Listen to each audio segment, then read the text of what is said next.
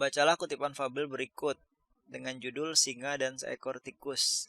Tahapan pengenalan pada kutipan fabel tersebut ditandai nomor. Nah, kita harus lihat nih apakah di awal di paragraf 1, 2, 3, atau 4 kita baca terlebih dahulu. Seekor singa sedang tidur dengan lelap di dalam hutan, dengan kepalanya yang besar bersandar pada telapak kakinya.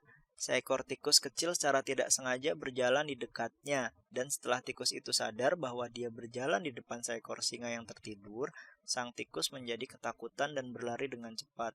Tetapi karena ketakutan, sang tikus malah berlari di atas hidung sang singa yang sedang tidur. Sang singa menjadi terbangun dan dengan sangat marah menangkap makhluk kecil itu dengan cakarnya yang sangat besar. "Ampuni saya," kata sang tikus. "Tolong lepaskan saya dan suatu saat nanti saya akan membalas kebaikanmu." Singa menjadi tertawa dan merasa lucu saat berpikir bahwa seekor tikus kecil akan dapat membantunya. Tetapi dengan baik hati, akhirnya singa tersebut melepaskan tikus kecil itu.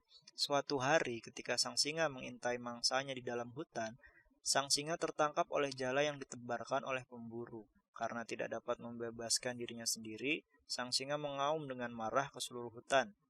Saat itu sang tikus yang pernah dilepaskannya mendengarkan auman itu dan dengan cepat menuju ke arah di mana sang singa terjerat pada jala. Sang tikus kemudian menemukan sang singa yang meronta-ronta berusaha membebaskan diri dari jala yang menjeratnya. Sang tikus kemudian berlari ke tali besar yang menahan jala tersebut. Dia lalu menggigit tali tersebut sampai putus hingga akhirnya sang singa dapat dibebaskan. "Kamu tertawa ketika saya berkata akan membalas perbuatan baikmu," kata sang tikus. "Sekarang kamu lihat bahwa walaupun kecil, seekor tikus dapat juga menolong seekor singa." Nah, setelah kita baca ternyata tahap pengenalan, yaitu pengenalan siapa saja tokoh yang ada dalam cerita, yaitu pada paragraf pertama, ya kan? Di awal paragraf 1, berarti isinya yang mana? Isinya yang A.